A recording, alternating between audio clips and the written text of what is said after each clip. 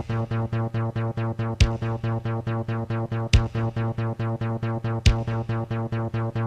and welcome to the Film Pulse podcast. This is episode number 193. My name's Adam Patterson. Joining me today, as per usual, we have Kevin Rakestraw. How you doing, Kevin? Doing pretty good. This week on the show, we'll be talking about two critically acclaimed foreign films with the Assassin and Mustang. Of course, we'll be going over some of what we've been watching on the watch list, movie predictions, new on video on demand, Blu-ray releases. Kevin, did you have a good Thanksgiving?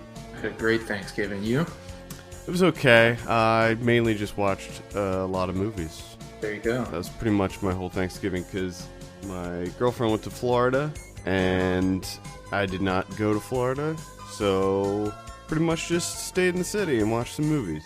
How about that? It was good. Good times. I had a good time. Let's start the show off with some news. I don't have a lot to talk about today. Not a whole lot of news came out because of the holiday. And most of it stuff that I'm not really interested in anyway. But one thing that I am interested in is the Independent Spirit Award nominees were announced for this year. Oh, yeah, that's right. I forgot to look at those. I gotta say, I'm pretty impressed with most of the nominees this year. So I'll quickly go over some of these. I won't list off all of them, but Carol got the most nominations. It had 6 nominations. Beasts of No Nation and Spotlight each tied for second with 5 nominations each. And Anomalisa and Tangerine each had 4 nominations. All right. So very pleased with all of that stuff. One thing to note, Heaven Knows What got nominated for the John Cassavetes Award. Nice. Yeah, very happy to see that. So just to go over some of the key categories here. Best Feature, the nominees are Anomalisa, Beasts of No Nation, Carol, Spotlight, and Tangerine.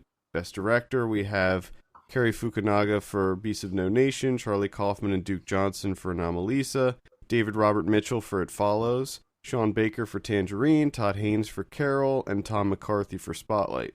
Yeah. All right. I haven't seen Anomalisa yet, but I'm sure that I'll love it. It looks amazing. And I have not seen Carol yet either, but everybody says it's great, so. Yeah, it seems like everyone loves Carol. Yeah, so I'm really happy with all of that. I was really surprised and pleased to see David Robert Mitchell being nominated for It Follows. I can't really say that I'm disappointed with anything, except maybe Beasts of No Nation, Best Director. Yeah. But you're not going to be happy with every single nomination. That's never going to happen. I mean, that wouldn't be the one that I would pick, but at the same time, I am fine with it. I mean, if he wins, I'll be a little upset, but yeah. So Best Cinematography, Cary Fukunaga for Beasts of No Nation, Ed Lachman for Carol, Joshua James Richards for Songs My Brother Taught Me, Michael Goulikas for It Follows, which I thought It Follows had fantastic cinematography. So I did like the cinematography in It Follows.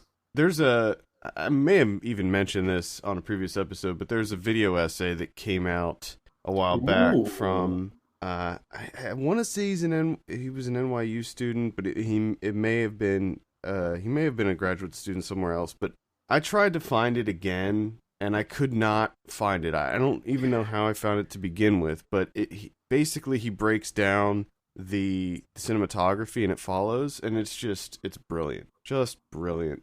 Okay. Anyway, and finally Reed Morano for Meadowland. So okay. It Follows also got nominated for Best Editing too, which I liked the editing in that one. Heaven Knows What got nominated for Best Editing too. Nice. International film, A Pigeon Sat on a Branch Reflecting on Existence, Embrace of the Serpent, Girlhood, Mustang, and Son of Saul. I heard Son of Saul's really good, so I'm excited to see that one. I've heard good things about all those movies. The only 2 I haven't seen so far is Embrace of the Serpent and Son of Saul. Yeah, same here. I saw the other 3. So, Cassavetes Award nominees: Advantageous, Christmas Again, Heaven Knows What, Krisha, Nice. and Out of My Mind.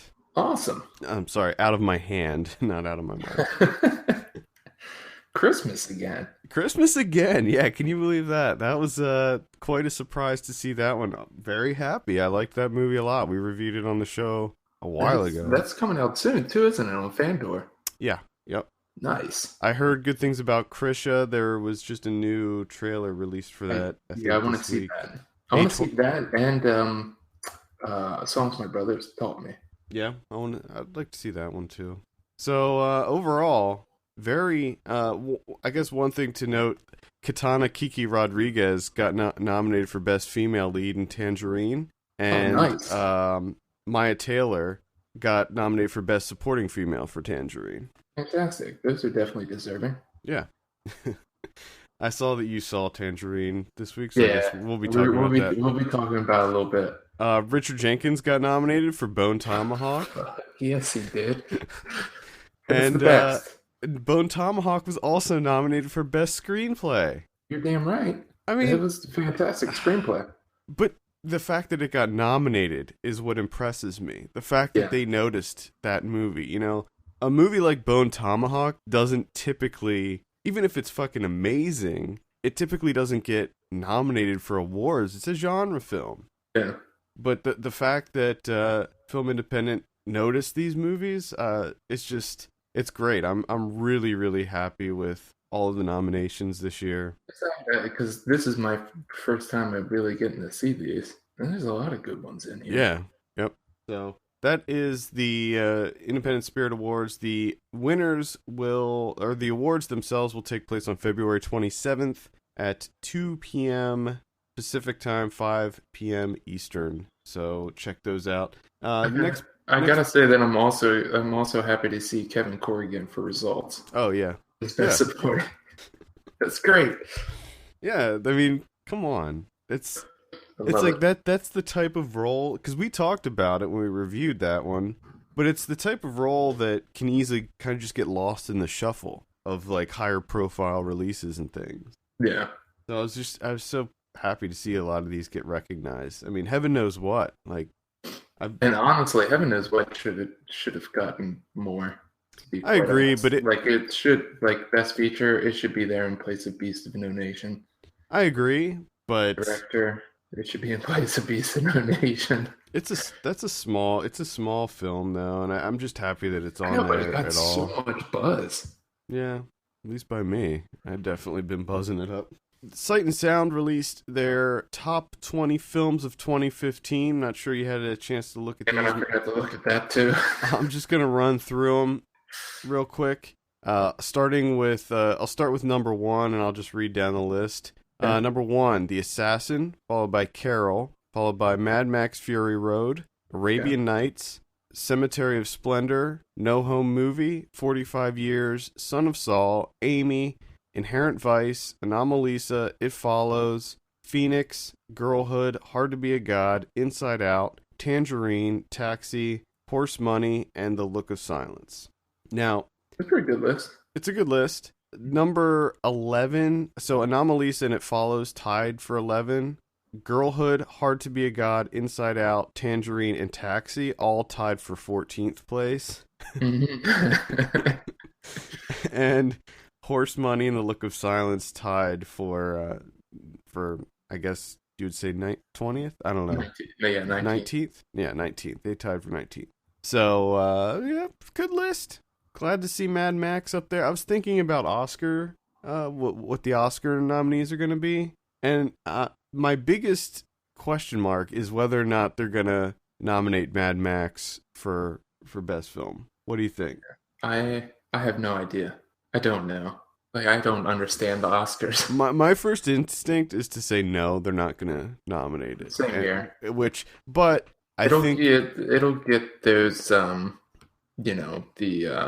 the kind of production awards that they normally, you know what I mean, like the special effects and stuff. I honestly I think it should be nominated. I think that Mad Max, it's still my number 1 right now of the year. I think it should be nominated. I don't necessarily think that it needs to be nominated for like Best Actor or anything, but no, I think like cinematography, perhaps best film, best director. film. I think it could be in contention for all of those things. So Should be. We'll see. We'll see what happens. I don't think it's going to be. I think it depends on how many nominees there are this year. If there's 10, I think that it is likely it'll be on there.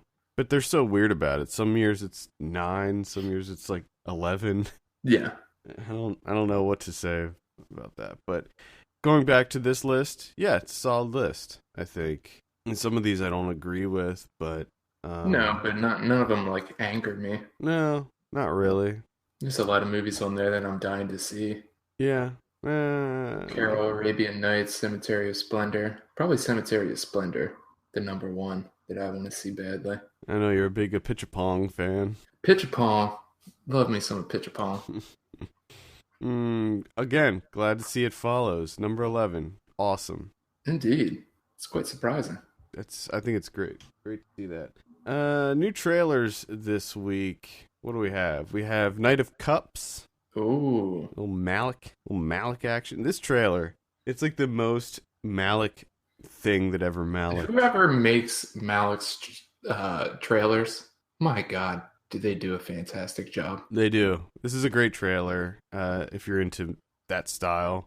But it instantly made me want to check this movie out. I definitely want to see it. Yep. So it like their Malick trailers give you this promise of like the most amazing cinematic experience. Yeah, that you're it's ever going to going be to this have. like transcendent experience that when you come out of it, you're going to have a completely different outlook on life. Yeah, it's going to be like completely enlightening. Yeah, and I hope that it's like that. I doubt it will be, but one thing is for sure, it's probably going to look amazing. More than likely, yeah.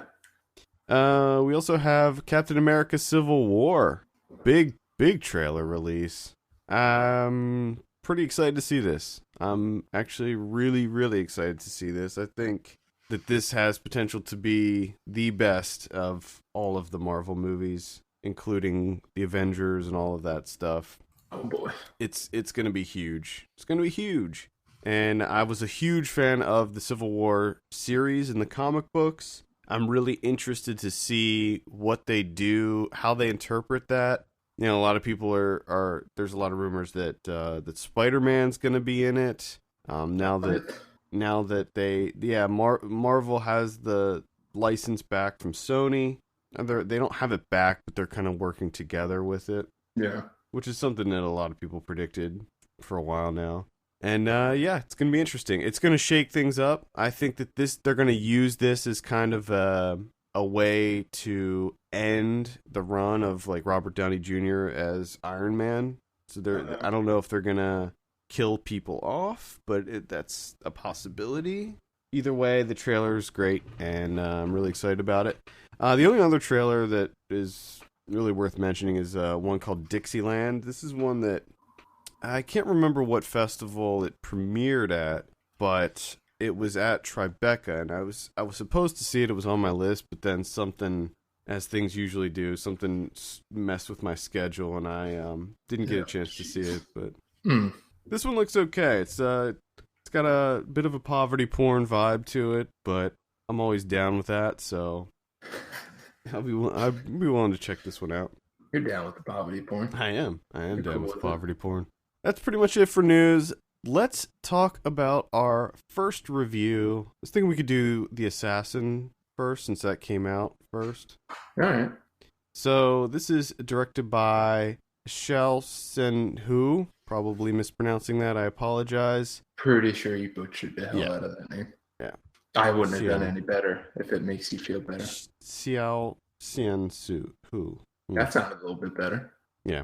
I have a synopsis here. An assassin accepts a dangerous mission to kill a political leader in 7th century China. Stars Chi Chu, Chen Chang, and Satoshi Sumabuki. It really takes it out of me. I know it does. It does. I feel for you, though. I laughed, but I wouldn't do any better. And I would feel just as terrible. I feel something tells me that this whole episode is just going to be me sounding like an ignorant idiot the whole time. Just butchering names left and right. That's going to be this whole episode, and I apologize in advance for all of it. Okay, I'll start this one off, if I may. Okay, go for it. First thing to note, and probably the biggest thing to note about The Assassin, is it is absolutely gorgeous. Probably the best looking movie I've seen all year visually. From those opening moments, that black and white opening, I was blown away. I'm like jaw on the floor. I was just, holy crap, this movie looks amazing. Especially because he used the, which I'm not sure why, but he used the Academy aspect ratio, so it's like a square-ish. And he shot it on 35 millimeters, so it's got this kind of, it all has this kind of classic look to it, I would say. It does look wonderful.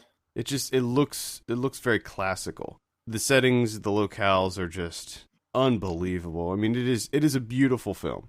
That being said, the production design, the costume design, yes, all of the above, amazing. That being said, plot, performances, all of those things, honestly, I just wasn't on board with it.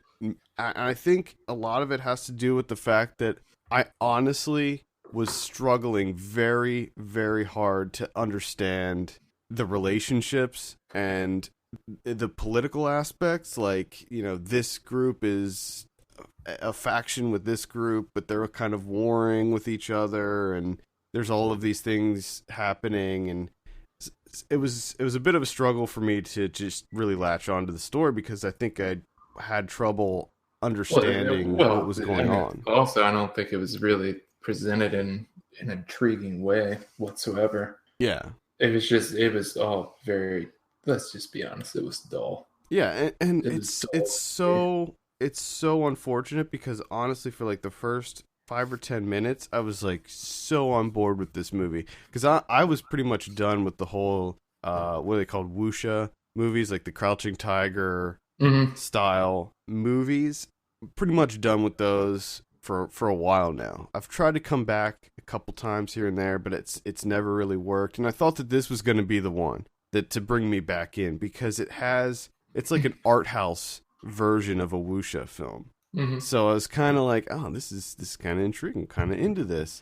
And her character is so mysterious. Yeah. In the beginning, like, I love how it felt like every single scene, the camera would, you know, go up to the ceiling, and she's just hanging out, chilling. Yeah, she's everywhere. She's just hanging out, watching. She has very, very few lines, and that was the other thing that I really liked at first was the well, I mean, I liked it the whole way through, but with the fact that there are very few cuts in this movie, a lot of long takes, and the camera just kind of sweeps through a room, and then it moves on to the next scene. So there's not lots of fast cuts or anything, even during the fight scenes, which the fight scenes were so weird in this movie, because they would fight for like, and the fight scenes are very sparse. There's not a whole lot of action going on in this movie. No. But when the fight scenes would happen, half the time, I would say at least 50% of the time, she would get in a fight, and then they'd both just stop fighting and walk away.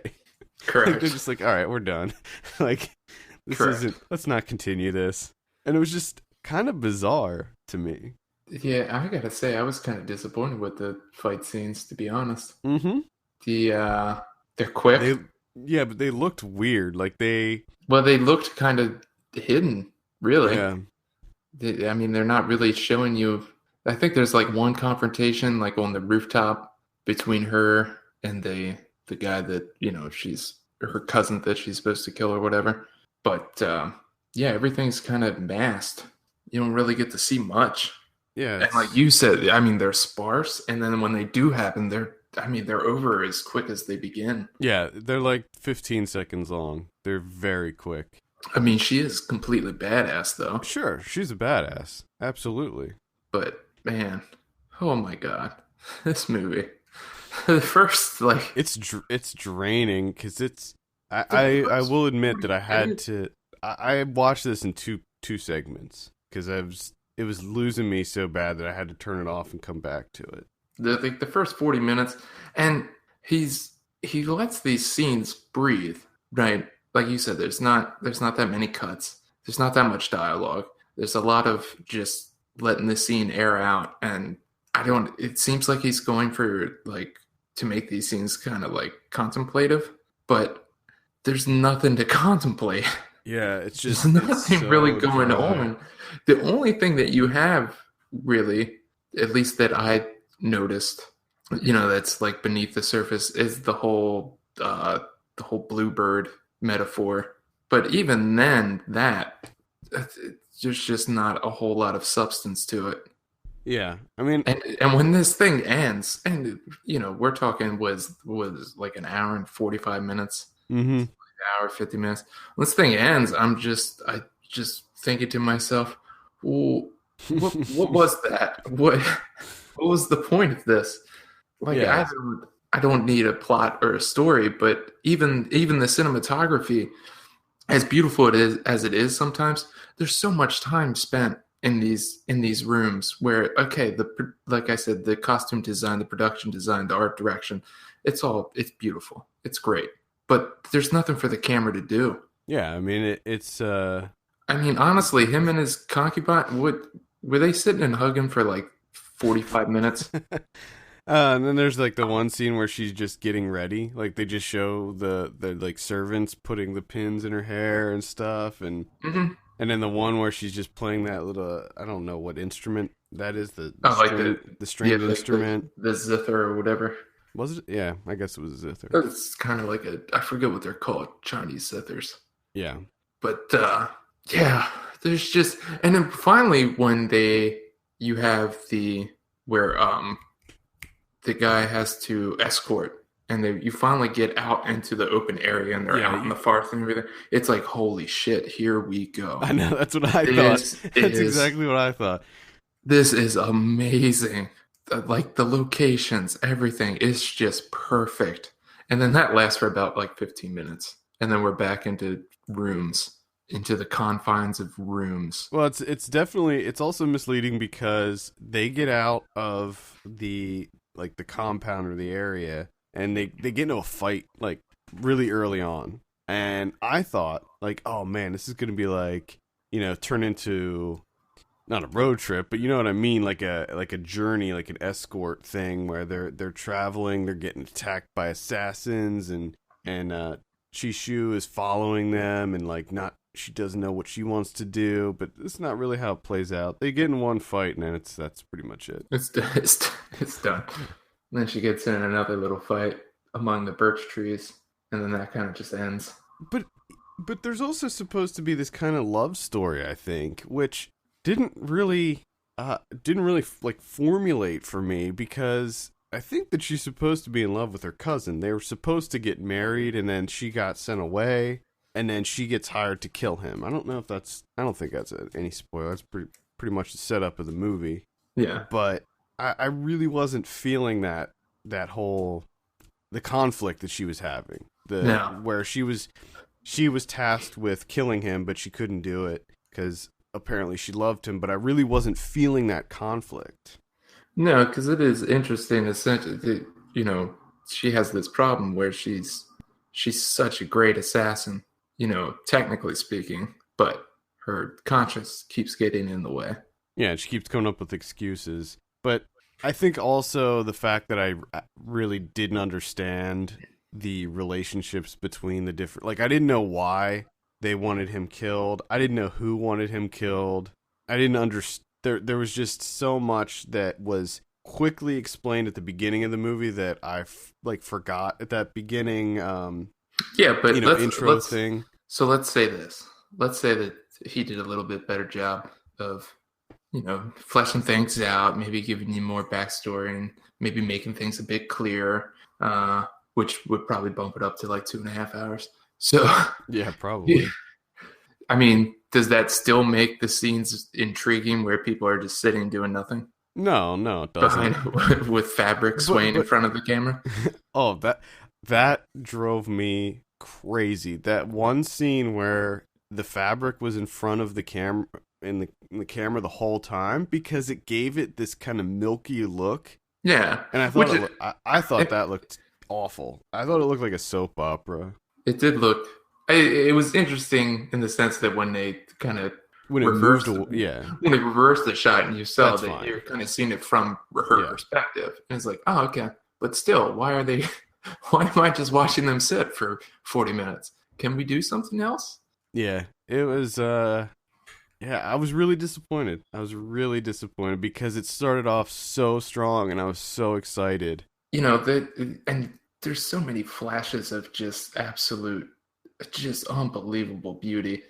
And like the first, like the mountains when they're walking down in through the valley and they walk into the and in and then through the cave. Like as soon as that shot appears, you're like, oh my God, here we go. This is it. This is Mm-hmm. it. And then nothing. And then you have the shot down through the mountains and the fog is kind of Yep. climbing up through the mountains and she's standing at the top and then everything gets completely covered and swathed in fog and it just that precipice and you're like, wow, that is unbelievable. Yeah, and we talked about location based visuals a lot before in the show because there's some movies where simply by shooting it at a specific location, it's going to look good. It's not going to require a lot of skill. But in this movie, I think that they do employ some really interesting techniques cinematography wise to make it look even better. Yes, the location is beautiful, but I think a lot of what he does in it, like there's a scene where it takes place at nighttime and they all have torches and they're kind of running up through and just the way that is shot, it looks Oh yeah. amazing. Oh yeah. No, it's this isn't just simply like, Right. oh, we got lucky. It's a great location. No, he knows what to do with the location. Yeah. I And mean, it even looks the gorgeous. simple scene of how the fight ends amongst the birch trees and just the way that the path that they walk away from each other and the way that Hmm. that's filmed is fantastic. And that's such a simple scene. Yeah. Yeah. Yep. I completely agree with that. And then we get into this like supernatural stuff. So you think it's going to pick up there with the supernatural, like, but then that just dies off and we're done. Yeah. I don't know. That was a huge letdown. Yeah. Same here. Same here. I thought for sure that I thought you were gonna be really into this one just based on the visuals alone. Yeah, my wife was also kind of surprised because she didn't like it and she was just waiting for me to start gushing and Yeah. because she thought it was right up my alley, but no, Didn't no, grab you, huh? no, no, no, thank you. There was one scene I wanted to mention where the one, I don't even know, was he a prince or emperor or whoever, one of the leader guys, he kind of throws a tantrum and he throws a clay pot on the ground and they use the same sound bite that they used in Wet Hot American Summer when Janine Garofalo first meets David Hyde Pierce and she flicks they actually use it several times in Wet Hot American Summer, the sound of like the pot breaking, the flower pot. Oh yeah, It's the same. It's the same exact. Because as soon as I heard it, because in Wet Hot American Summer they play it like 3 times, so it was kind of ingrained in my head. And as soon as he throws a tantrum and knocks that pot over, I was like, "Oh, Wet Hot." Thought that was a funny little bit oh, there. oh god. Yeah, that's the assassin. I just wish that there was more to at least like I said, I don't need a story, I don't need plot, I don't need the development or anything, but man, give me something to ruminate outside of the Yeah. the whole bluebird metaphor, but even that felt slight.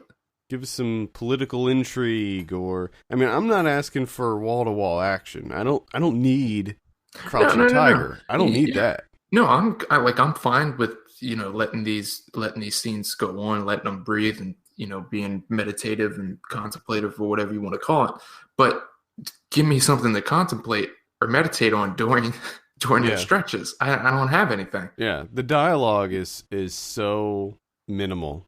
The conversations are so slight in this that Yeah, it's just like all I have to go on here is okay, she's an assassin and her conscience keeps getting in her way, so she can't do her job and she can't, find anyone else that's like her. Okay. and And then that's she kind of finds someone with the mirror polisher guy, yeah. but again, it's just not, there's not much there. No, there's not. Unfortunately, I would like to learn more about the main character, the assassin, like just we get a little bit of her backstory, but I never got a sense that I had any idea who she really was. It is the only thing that I liked about her backstory is it is kind of interesting that the reason that she's sent away is because she doesn't obey, and then she gets turned into like this major unstoppable assassin. Yeah. But then she doesn't obey there either. So she's kind of sent back to her homeland where she disobeys again. Yeah. She doesn't like to obey. Yeah. And I love her character. There's just not enough here for me. Maybe we'll get the Assassin 2 and there'll be more to it. Maybe. The Assassin 2. Blood Rain.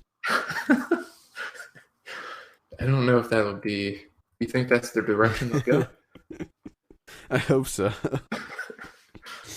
I hope so. All right. That's the Assassin. Let's go ahead and give this a score. I'm going to say this is a really hard one for me to give a score to because I was so into the look and the production design and all of that stuff. So it's really difficult for me to give this a score, but I'm going to have to say 5.5 on this one. Wow, that's exactly what I'm giving it.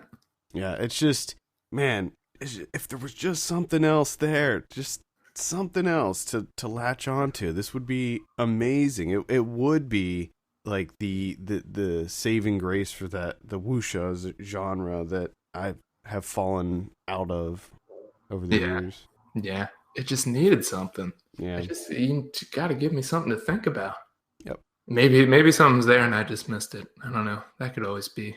Yeah, but to find it, you'd probably have to rewatch the movie, which I will never rewatch it. Probably. Never gonna do. No. I fucking love that poster though. Jesus. I know, it's amazing. It is amazing. The Assassin is playing in select cities right now, so I don't believe it's on VOD just yet, so keep an eye out for that. It's landing on all kinds of the year-end lists that have started emerging. And like the Oscar buzz, predictions and all that. Sight and Sound number 1. Yeah, Sight and Sound number 1. I was gonna mention that when I said it, but I didn't want to like give away my thoughts that early on in the movie. Yeah, I tried to hold it back too. But I wanted to be like, what? No, sorry. I mean, it's still one of those. No, I wouldn't put it at number 1, but at the same time, it's not one that really. It doesn't anger me that much. Care because I'm sure that for some people it really did resonate with them, and the story did work. But it just didn't. For me, there was just nothing for me to latch onto there, so it didn't really move me. Even though I didn't like it, it's not one of those things where I'm like, "You're crazy." Yeah, exactly. What the hell is wrong with you? Yeah, it's not going to be on my top 20. I'll tell you that for sure. But it's it's not a bad movie per se. Let's move on and talk about our next movie of the week. That's Mustang. This is oh boy. This is written and directed by Deniz Gamze Erguven. It's a Turkish film. That's pretty close. I think it was pretty close. I have a synopsis here. Early summer. In a village in northern Turkey, Lale and her 4 sisters are walking home from school, playing innocently with some boys. The immorality of their play sets off a scandal that has unexpected consequences. The family home is progressively transformed into a prison. Instruction in homemaking replaces school, and marriages start being arranged. The 5 sisters, who share a common passion for freedom, find ways of getting around the constraints imposed on them. Kevin, what did you think of Mustang? I actually quite liked Mustang. As did I. I quite liked it. I had one possibly major quibble.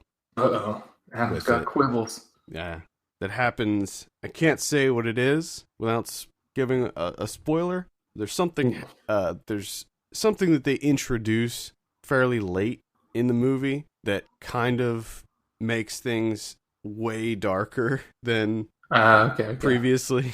And I just honestly didn't think it needed to be in there. I see what you're saying. I think I know what you're talking about. I would hope that I know what you're talking about.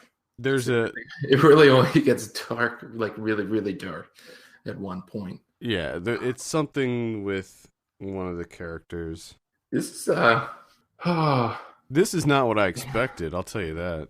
no, not what I expected. I from like the first maybe 5-10 minutes when they're just leaving school and having fun in the ocean, I thought this was going to be kind of like this year's We Are the Best. That's exactly what I was thinking. But I was like, oh, this is just gonna be a group of sisters just having a good time, just They're living having life. a good time. They don't give a shit about nobody.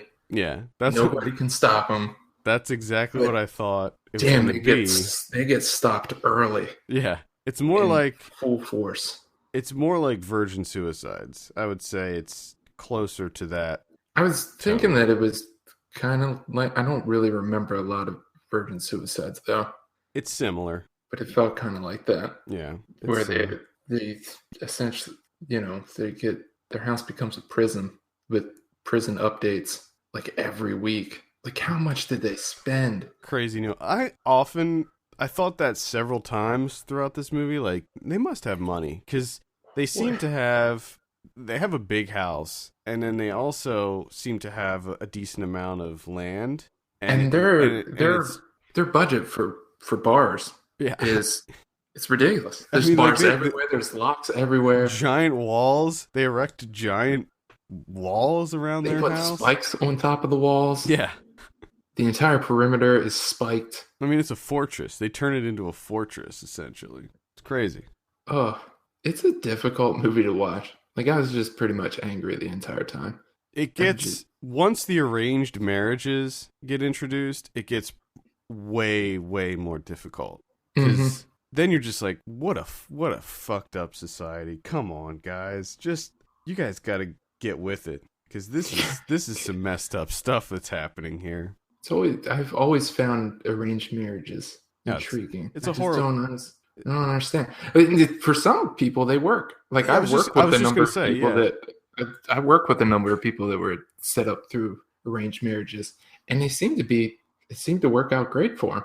And I think that I think their grandma even says it in the movie where, at first you don't like it, you don't know the person, all that stuff. You don't want to do this, but then eventually, you spend more time with them, you gradually fall in love with them and all this stuff. And then in the end, it's fine. But yeah, that initial thing. But to me, it's the age in which they were doing this. Yeah. They were like 14 years old. I mean, it's just, that's too young to be doing that. But also, I think that it should, even if they're 13 or 14, it should be their decision to make. Well, I mean, I think that's the part of it, is that at least maybe just ask them.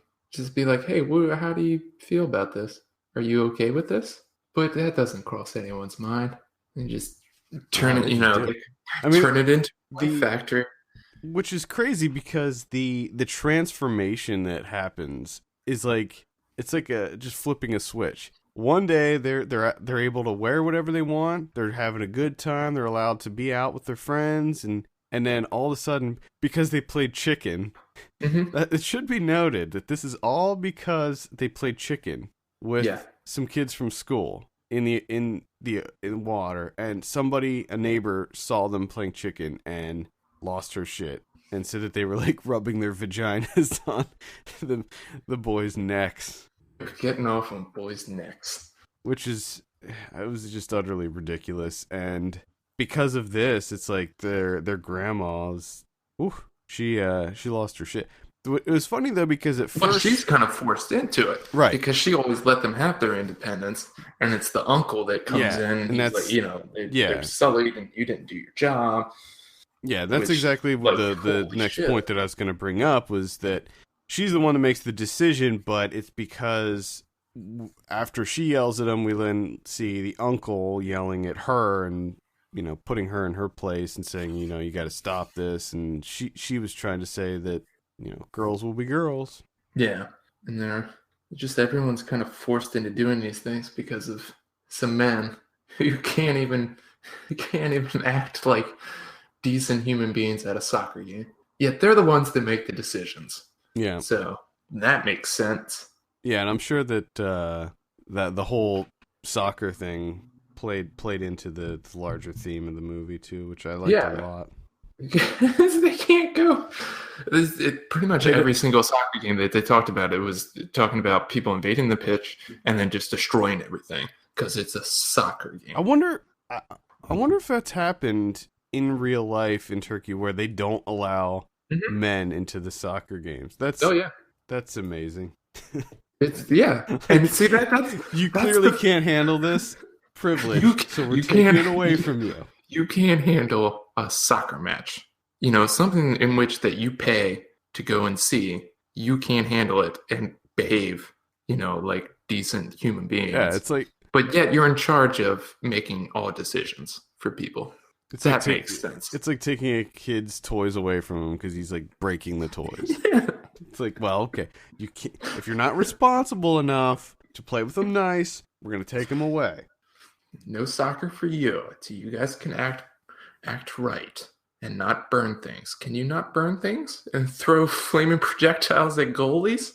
Can you do that? The best part was when Lolly wanted to watch. She wanted to just watch the match on TV. She didn't want to watch the lame ass soaps that the women were watching. She wanted to watch the match, but the uncle was like, "Nah, no, can't do it. There's too many guys here. There's too many guys here, and due to the violence that was happening, I don't want you to see that." But it's like, yeah, but it out of the same mouth, it's, hey, we're the adults, we're the reasonable people. You have to listen to us. Yeah. We know what's best, but we can't handle ourselves at a soccer match.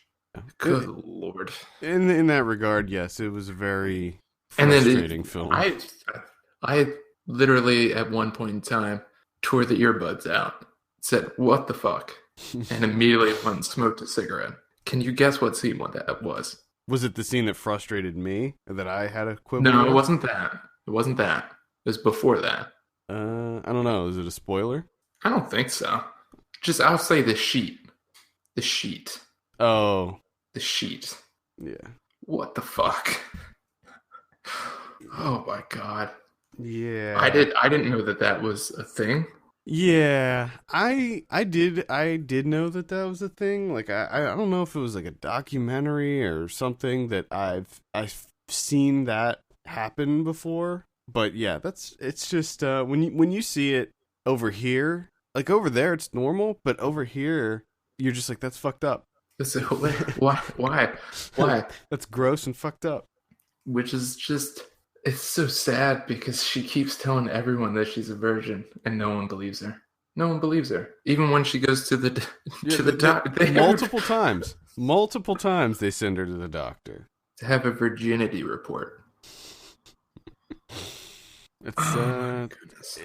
It's different cultures, man. Like, a lot of people say, we should respect different cultures and their practices and things like that, but some of the stuff, I'm sorry, but some of the stuff is so ridiculous. And look, I can respect it if the people that are, taking part in this are doing it willfully. Like, if that's what they want to do and they want to be part of the tradition, and they're fine. I'm not going to judge you if that's what you want to do. But when you're forcing people into it and you're forcing it upon them, yeah, give me a break. Well, the one girl, the eldest that they married off first, she got married to her boyfriend, so she was cool with it. Yeah. So, like, that is an example where that worked out. But everyone else didn't want any part in it. No, they did not. Especially the youngest, Lily, which I thought she was fantastic. Oh, she was great. She was great. There was some voiceover in there. What'd you think of that voiceover? I wasn't a big fan of it, but at the same time, I didn't think it was enough it didn't derail the film for me. I didn't mind it because I felt like it was warranted. I liked to hear what she had to say. A lot of it was funny too. And plus, I just don't think that I don't think it took away from the film. Like, no, I don't. I think bad voiceover usually does. Because I'm thinking about where they would put that in if it wasn't in a voiceover, and I really can't think of how they would inject that in there without it seeming like just like weird exposition. So I think that the voiceover was fine in this case, and it's also kind of her story too. Yeah, yeah. Even though it's about all five sisters, it's really about Lolly kind of seeing what's going on and experiencing this, and she, in a way, she was kind of the smartest one of them all. Like, she saw through all the craziness, and she was the one that stood up and was like, I'm not gonna do this. You guys are crazy. Yeah. And I just, right off the bat, it's like, because it's essentially a Prison Break movie. Yeah. And it's kind of this like weird horror movie where people are picked off one by one, but Yeah. not from a slasher, but from arranged marriages. And then she gets out, and you just want her to get out so badly. The whole escape scene was I thought was incredibly suspenseful. Yes, I was it just was. like, I mean, it was like nail biting. I was just like, oh my god, are they gonna? It was really, really surprising. This movie just was really surprising. It was a lot darker than I expected, but also it's somewhat uplifting. It's kind of a bittersweet movie. I think it handles everything so well. Nothing felt heavy-handed to me in what they were trying to say, and the points that they were trying to get across. Yeah, I thought absolutely. everything was done very, these subtle hints and stuff. Yeah, I mean, it didn't feel preachy either. It wasn't like, it's interesting because I feel like if I spent time in Turkey, if I was Turkish, maybe I would relate more with the practices and things. But to me, it seemed like this was kind of like the final vestiges of the old way, and you have these young kids who are clearly not following the old ways, the traditional ways of doing things. And a lot of time, that's the problem that I have with sticking to these types of things. You don't let natural evolution happen within a culture because you force it upon the kids that know no other way. So they end up going through it willingly because that's all they're taught. But this is a bit different because they're clearly independent people that are forced into it. It's just like, where did all the happiness go? And it seems like, and the worst part is they take them out of school. Yeah, they take them out of school. But it seems like a lot of other people that live in this same city that they live in don't follow these practices. At least that's what it seems like to me. It seems like some of them do and some of them don't. But it was just enough that their uncle was in the circle of people that do. So that's all it took. Yeah. And it was with the uncle that I had the big, that was the thing that I had a hard time with. It's just, I had to done it, using violence to be like, well, this is best for you. I'm going to grab you by the hair and force you to do this. Right? Yeah. I'm a reasonable person. Yeah. Yeah. I don't know how to act at a soccer game. I just burn stuff. I just throw bottles and riot and try to destroy the pitch. But I make reasonable decisions. Okay? I should be listened to. It's just... I thought that it was also interesting because there was the one, what's his name? Shit, I don't have his name here. The one guy that ends up helping them. He teaches Lolly how to drive and all of that stuff. Blinker. I thought that he was a very important character because he kind of reaffirmed that not everybody's like that. Oh yeah. Like, he was a genuinely good guy, and I was worried that he was going to be a creeper or something, but yeah, he ended up being like the last thread for them, at least. Yeah, the contemporary Turkey. Yeah, but I kept thinking, I'm like, who the hell is this guy? He looks so familiar. And it's Blinker from Victoria. Oh, that's who it was. It's like, I know this guy. Who is he? Interesting. Did not recognize him. How about that? Yeah, I love she keeps trying to drive. Yeah. It's just not working out for her. I thought it had a nice balance of everything. Like, it has some dark elements in there. It has some comedy. It has some lighthearted moments. And I think it's just a nice mixture of all of those. Yeah. Without being heavy-handed or preachy, like you said. Looks really good, too, visually. Yeah, a couple of those times, like the first shot of Layla, just like when she first escaped and she's just like walking down the road, and how the camera followed. Mm-hmm. A lot of those shots were fantastic. I liked the shot. I think that there's like a still somewhere of when she first takes them into town after, making them wear the ugly dresses, the shit colored dresses.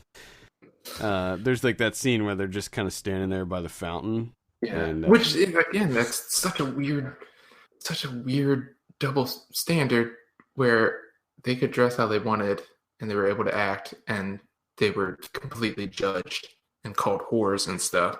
yeah. But then they put the modesty dresses on them and then take them into town and show them off. Like, literally parade them around.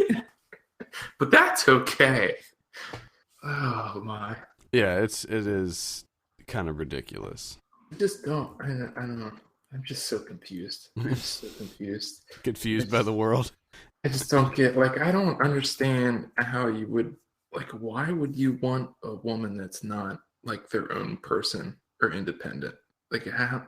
I don't understand how to be. Like, how can you be attracted to anything else besides that? Well, I mean, the boys involved, they don't have any say in it either. I mean, they're stuck in it too.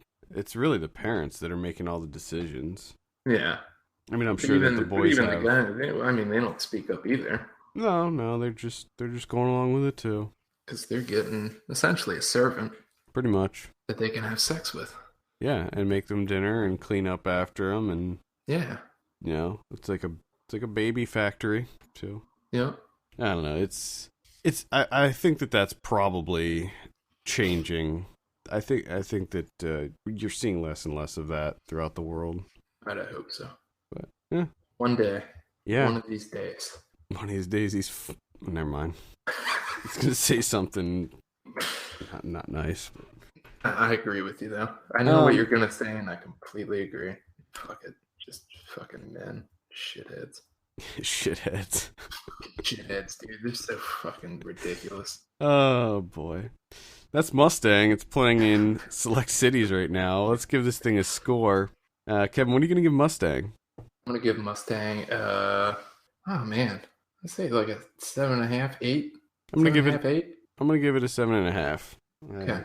This one definitely go see it. I think that would help if you had at least some idea of what you're getting into. I think that if you listened to this discussion and have not seen the movie yet, I think that it will better prepare you for going into it, because I was not prepared for the darkness that would occur in this movie. Or just go into it completely blind like I did, and then you can just be like, wait, no, this isn't real life.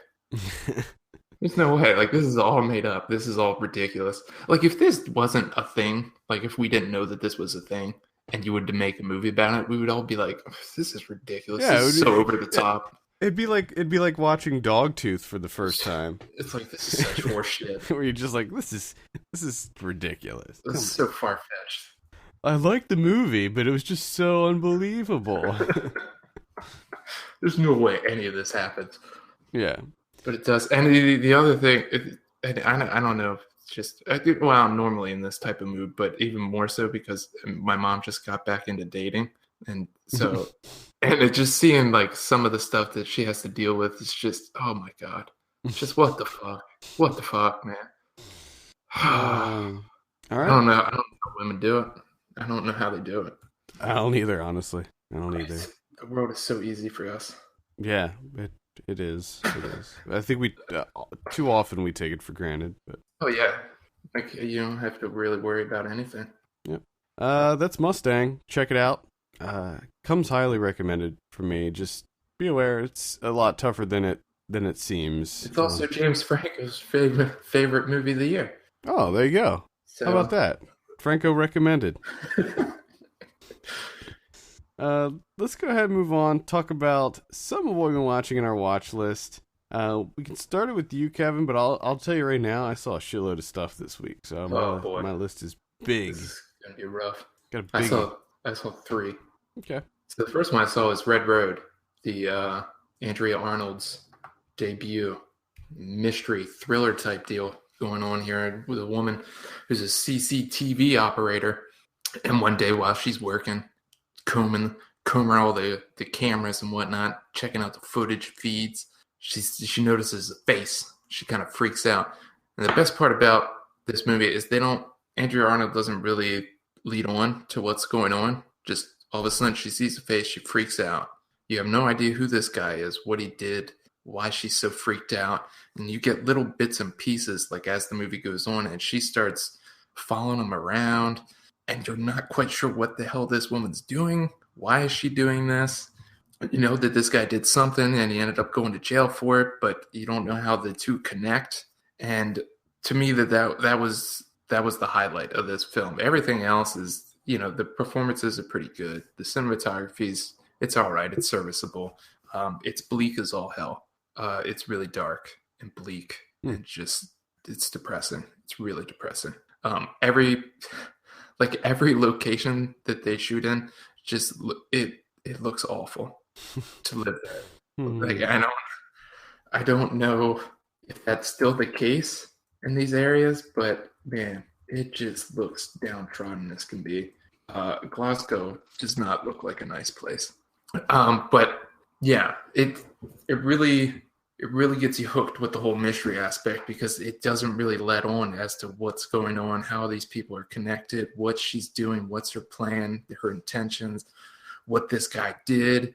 And then you kind of find out everything at the very end, and it is it's a gut punch. I'm really intrigued in this. I want to see this. I think you'll love this. Yeah, this looks really good. I definitely want to check this out. How did you see this? It's on Mubi. Oh, I think it's still on there. Okay, and that's Red Road. Red Road. I think it was on Netflix Instant for a while. I don't know if it still is though.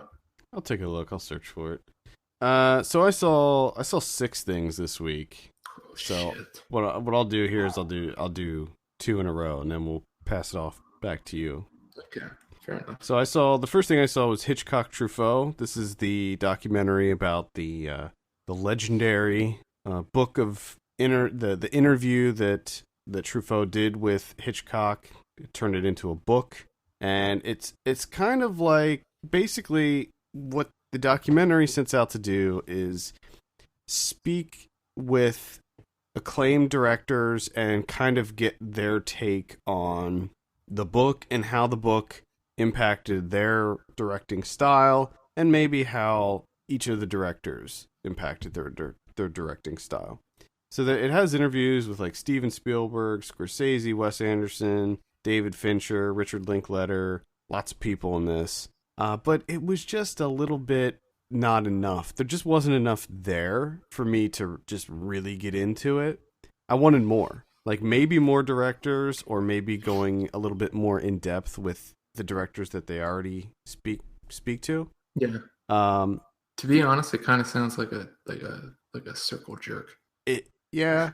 I think that you would find it interesting. There's a lot of talk about technique and craft in it, where they kind of break down specific scenes in both Hitchcock films and some of Truffaut's films. So they like take specific scenes from movies and like really dive down and talk about, their specific styles. And that's all really interesting, especially when Scorsese's the one telling you about it, because I pretty much hang on every single word that he says in any interview I see him in, because he's just so interesting to me.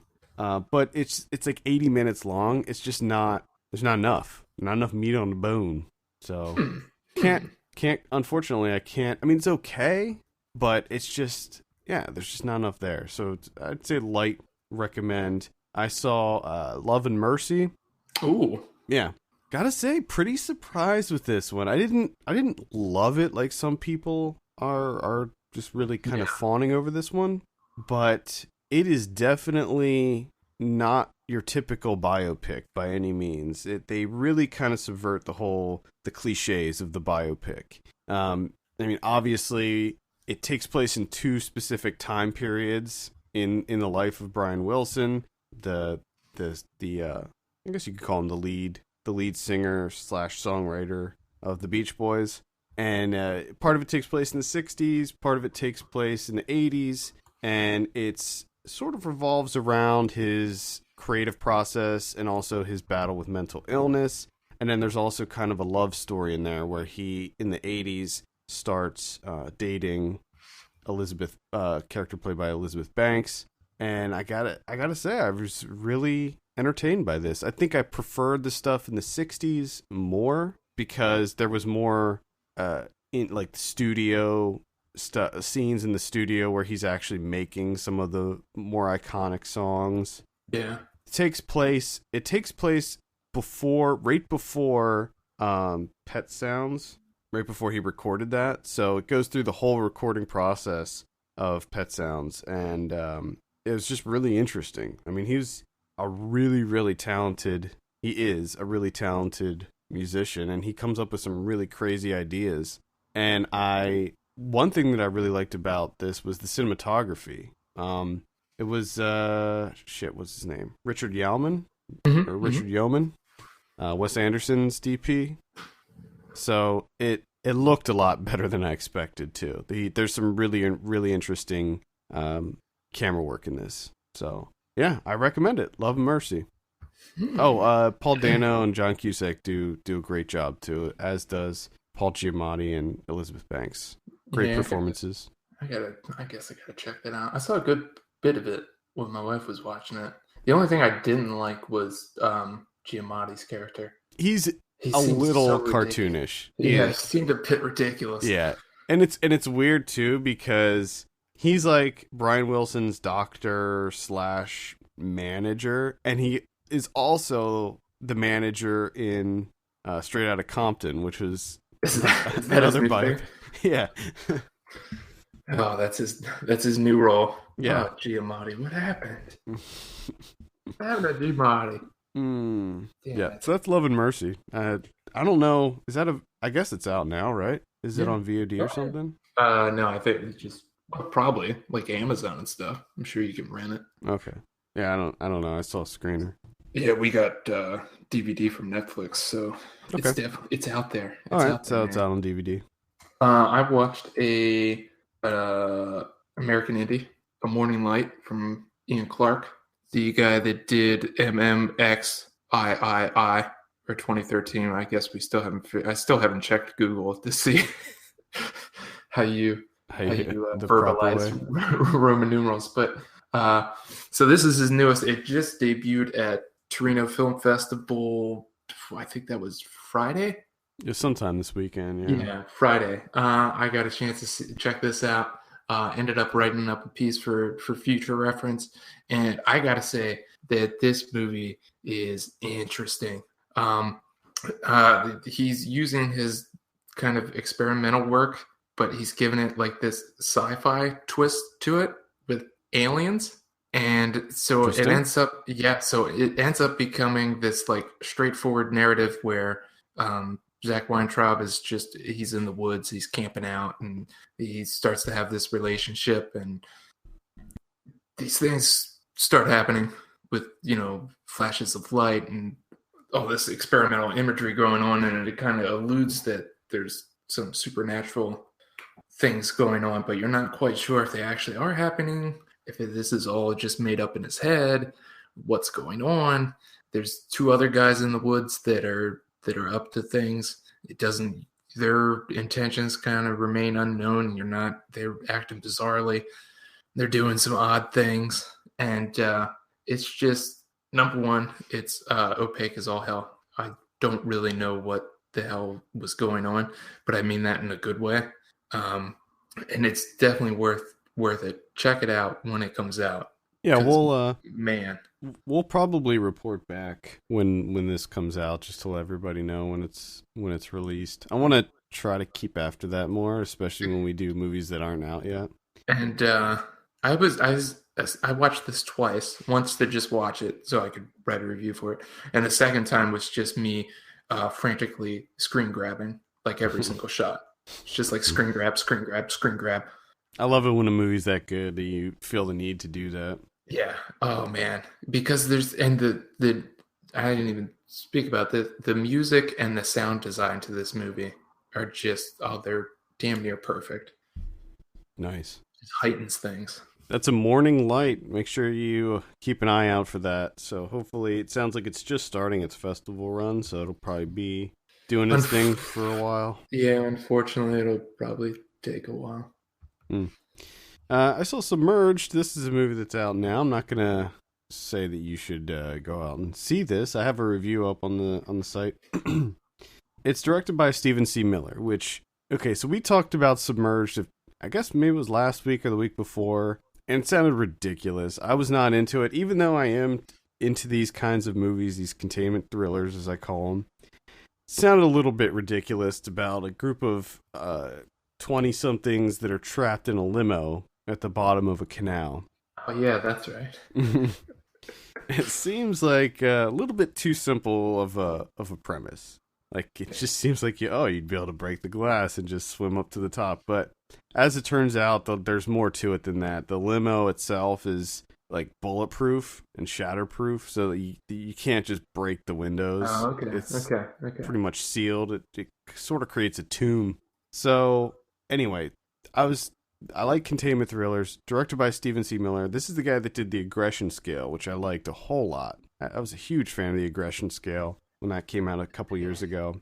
So I was like, okay, well, I'll give it a shot. See what's going on here. Not too into this one. Not too into it. What they did to kind of pad the movie was that it started with them in the limo waking up and they're all messed up from the crash, and then it every few minutes will jump back in time and develop the characters and develop the plot to get to the point where they end up going off the road into the canal.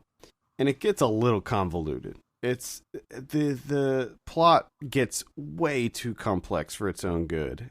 There's like double crossing, and there's this whole thing where the female lead's father, who's played by Tim Daly, is this kind of rich, I can't remember what kind of business he had, but he ended up laying off all these people, and so there's all these people that had a grudge against him, and then there's kidnapping and like murder, and it just gets so convoluted by the end that I was just like, what? I don't, why is this all happening? And by the end, the whole limo thing is rendered fairly pointless. Because when you look back in retrospect, you're like, why did the limo thing even matter? Because they ended up in the same place.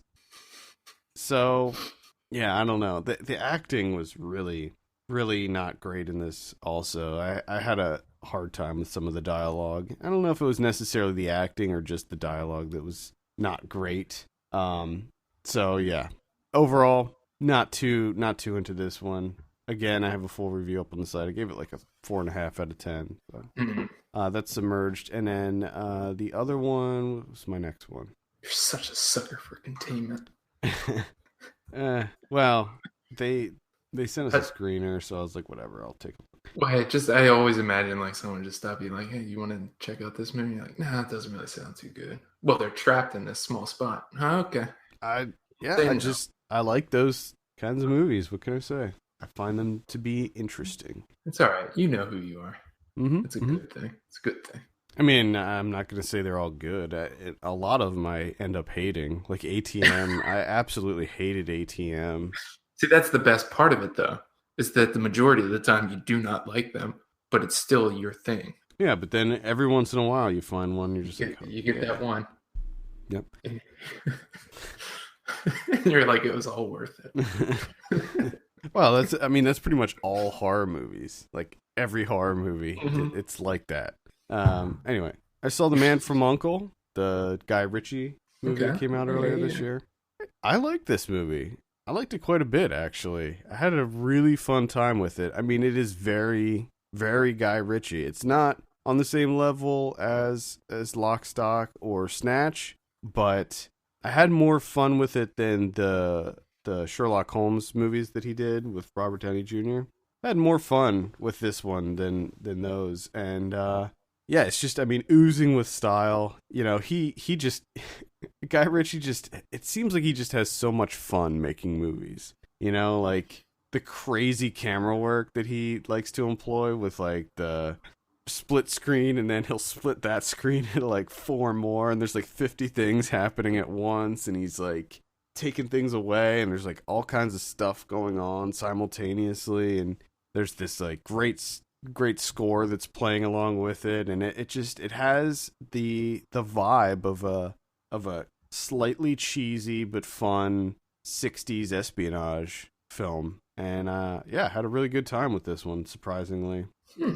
So I kind of forgot all about this movie. I know, that's what I like in my little letterbox blurb. I feel like a lot of people just kind of it came and went, and not a lot of people talked about it. At least that was the vibe I got.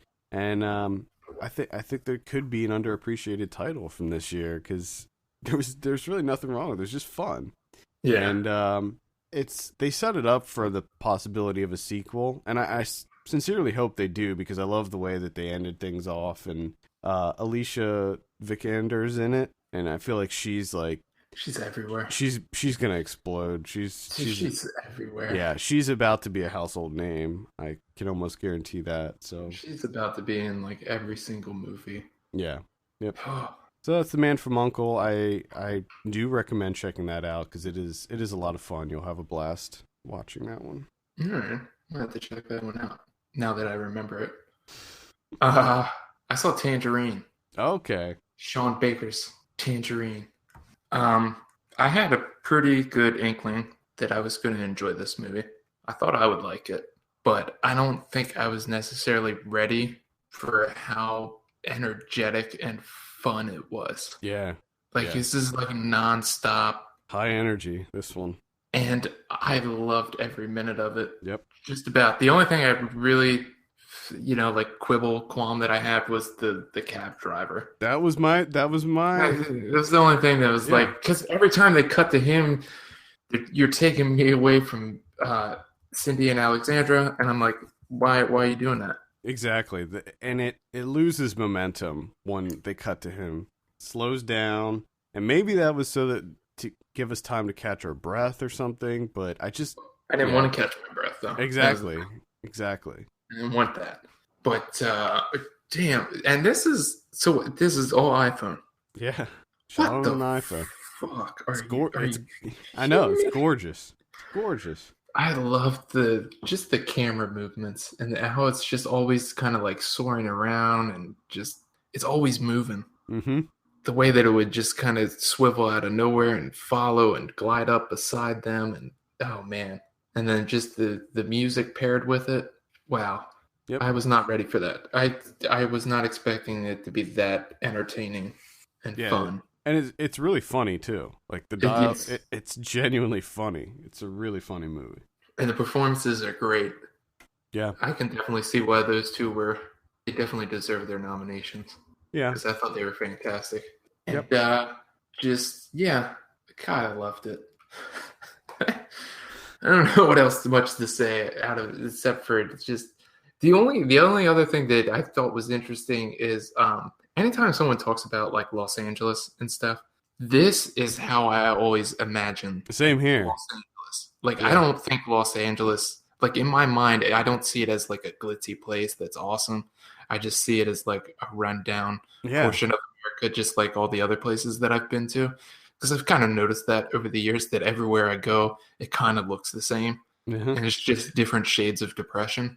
And it was kind of refreshing to see so much energy in life, but in such an accurate portrayal, or at least the accurate portrayal that I've built up in my mind.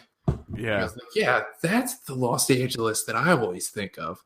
Yeah, like the falling down Los Angeles. It's a similar look. But I've never been to Los Angeles, so I don't know why that's what I have built up in my mind. Yeah. But still, it's enough for me to be like, yep, that's legit. Like, who the fuck am I? I've never been there. But I'm still like, yep, this is the legit Los Angeles. This is the real Los Angeles. Good work. Really captured it. Oh, boy. Yeah, Tangerine. If you guys have not seen this one yet, please check it out. It is... Do so. It is definitely on my top 10. I had such a good time with it. And again, I honestly, it could have just been nonstop. Just the camera movements they have, the music they have, and it could have just been them walking up and down streets for the entire day. Just briskly walking. Just chit-chatting. That's it. Yep. Like, you don't even need a plot here. Yeah, it's that much fun, definitely. I saw one that's not not so much fun and not really high energy either. And it's called Dementia. That sounds like the exact opposite. Yeah, I know. Of fun. So this stars Gene Jones as this war vet who he has a stroke, and after the stroke, the doctors say that he's exhibiting signs of dementia that was caused from the stroke. So his son and his granddaughter end up hiring a live-in nurse to take care of him while he recovers from the stroke.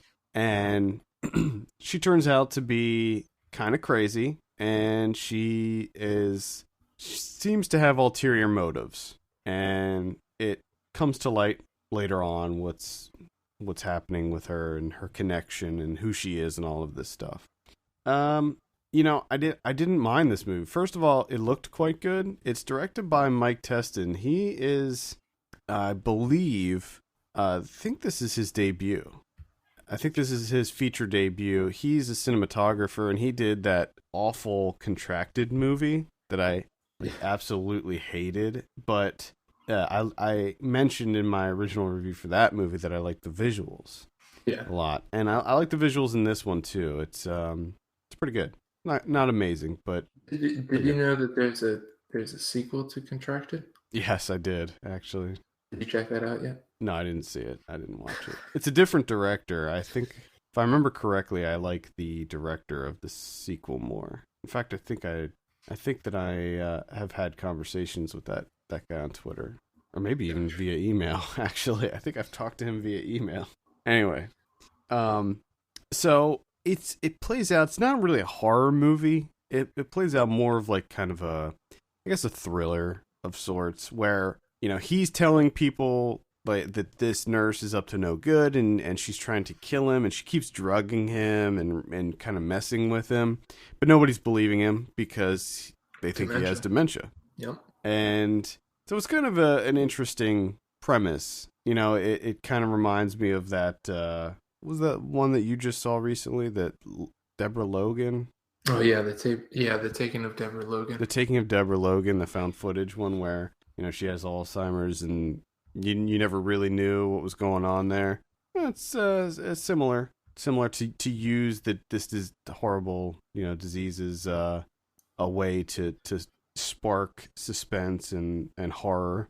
But it deals with two things it deals with my grandmother has dementia, so it's something that I'm familiar with, and Gene Jones does a great job of kind of portraying someone that has just been afflicted with it. And, it also deals with another kind of hot button issue, at least to me, which is elder abuse. And that's something that I feel like has never really been explored too much in movies, but it's like a really big problem. Yeah, or in real life. Oh yeah, exactly. I mean, I think that, honestly, the people should be looking into those places a lot more. Yeah, exactly. And I mean, you and I have experience with those nursing homes and assisted living places, and so elder abuse is something that is on my mind, or on my radar. So it's, kind of does tackle some interesting topics, but the movie itself it's not great. It comes out this Friday, so you could check it out. I think it's going to hit VOD in limited release. It's not horrible. I didn't write up a review yet. I will be. I'm probably gonna give it, somewhere along the lines of a 5.5 or a 6. Oh shit! Spoiler. Yeah, there's a little spoiler for that. You spoiled your review. And the last one that I wanted to mention is called The Russian Woodpecker. This is a documentary. No, I'm interested in this one, so I'm all ears right now. So it's basically about this Ukrainian artist who gets it in his head that he wants to find out what happened at Chernobyl. He is determined to figure out who's responsible and what exactly took place. And this guy's quite a character. He is quite a character. He was 4 years old when Chernobyl occurred, and when it happened, they didn't tell people quick enough. So a lot of people in the surrounding areas got radiation poisoning, and he's one of them. He was 4, and he when they did tests on him, he has strontium in his bones. So he has kind of periodic health issues and stuff. But he's just a really weird dude. He's kind of funny, but he's also slightly paranoid, and he's kind of slightly a conspiracy theorist. And that's where the film, I think, might lose some people, is that it does get dangerously close to kind of conspiracy theory territory. Yeah. But the thing is, what they uncover seems legit. Like, it seems like this might be actually how it happened. And as a result, for me at least, it was a really kind of gripping story. Like, they use hidden cameras. They end up meeting with kind of top military people that were in the area at the time.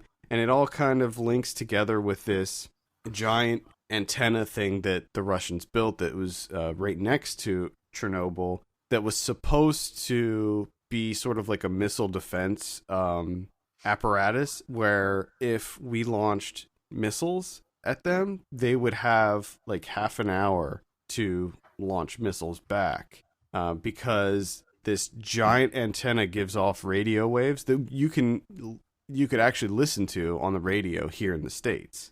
But the thing didn't work. And the theory is that they deliberately caused the Chernobyl meltdown in order to kind of cover up this giant fuck up on with this antenna thing.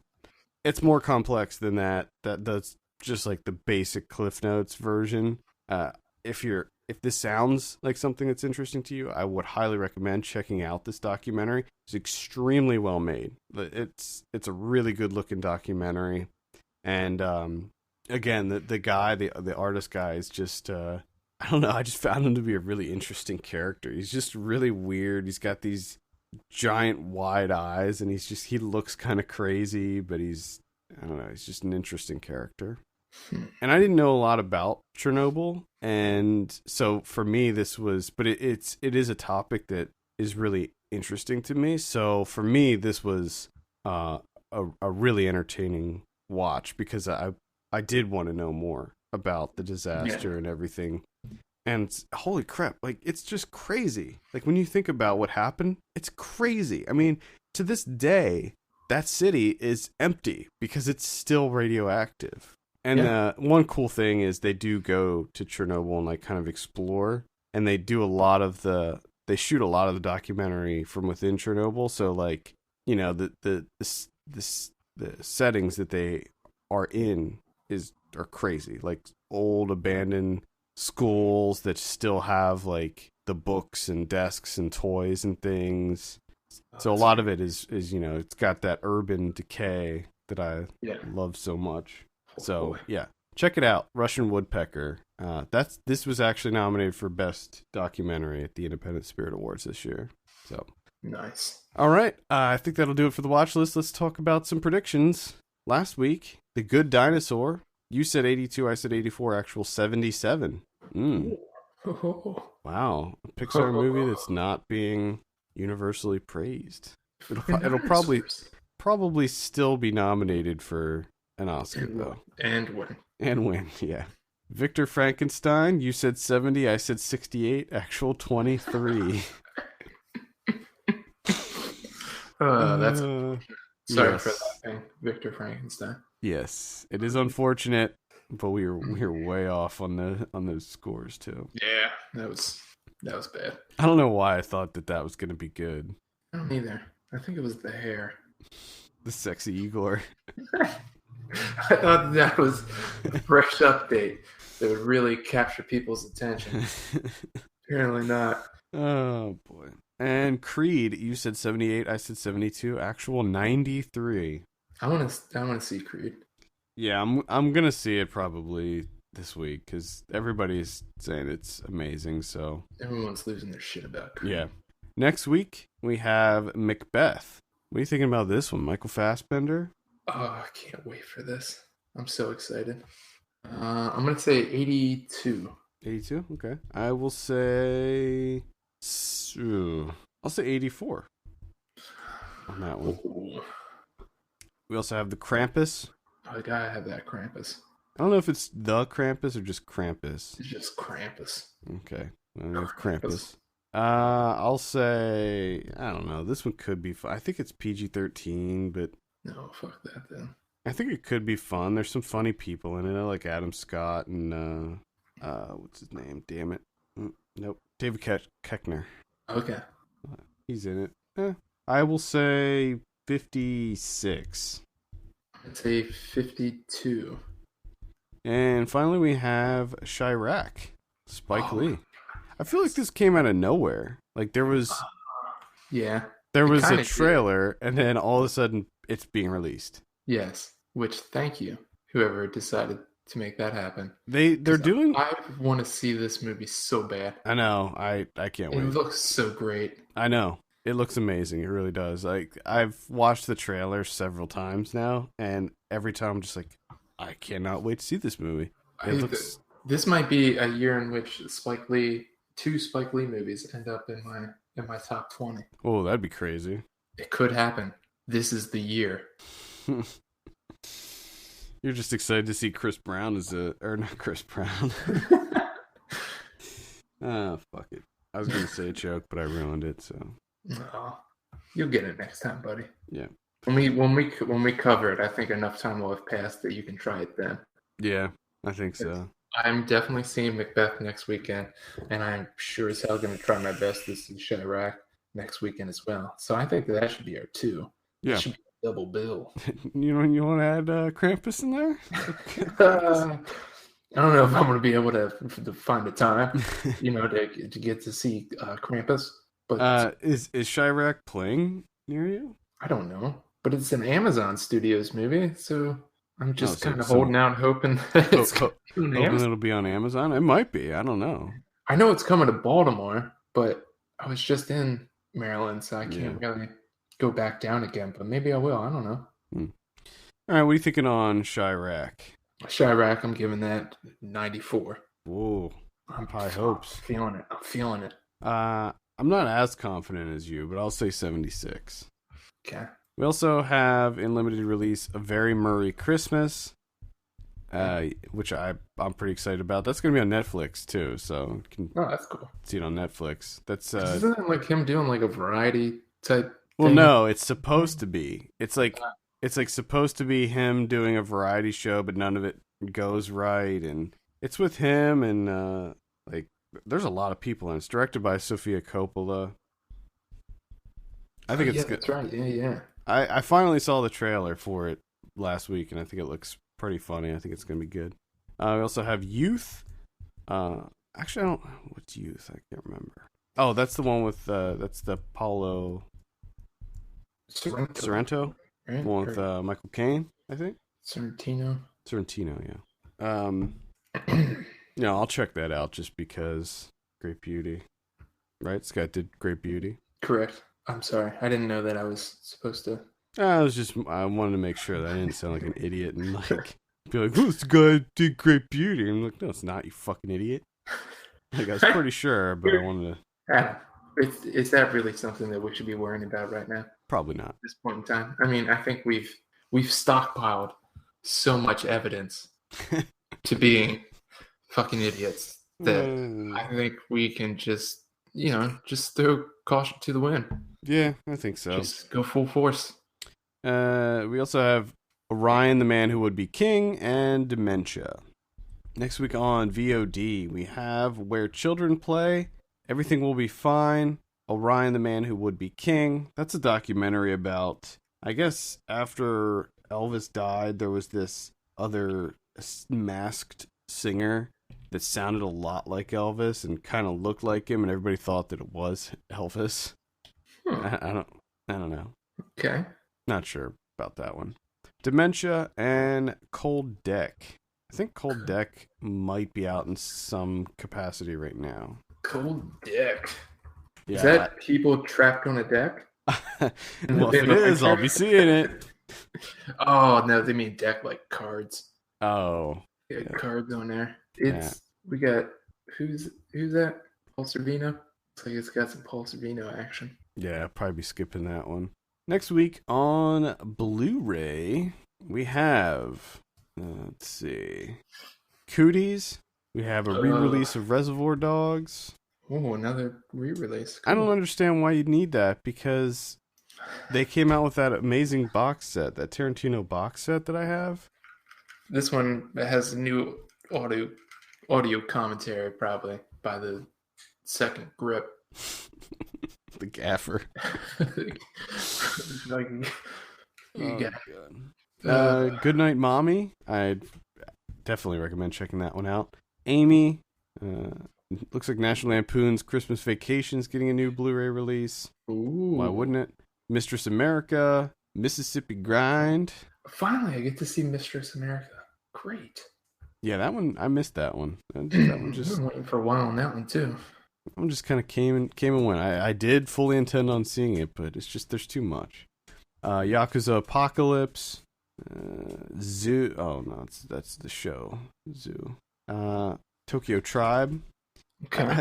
I think that Yakuza Apocalypse and Tokyo Tribe are so similar to one another. Like, they came out around the same time. They keep being paired with each other. Yeah, it's just they're just.